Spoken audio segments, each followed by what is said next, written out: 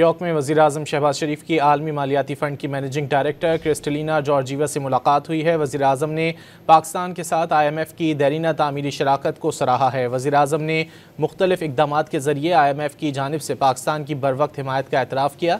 वज़ीर-ए-आज़म ने बावर कराया कि पायदार इस्लाहात की बदौलत पाकिस्तान की मईशत इस्तेहकाम के मुस्बत आसार दिखा रही है और अब बहाली की तरफ तेज़ी से बढ़ रही है।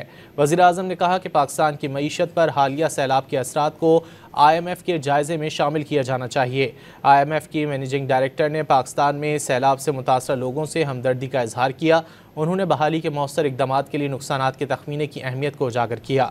IMF की मैनेजिंग डायरेक्टर ने मजबूत मैक्रो इकनॉमिक पॉलिसियों पर अमल करने के लिए वज़ीर-ए-आज़म के अज़्म की तारीफ़ की और IMF की मुसलसल हिमायत का इयादा किया।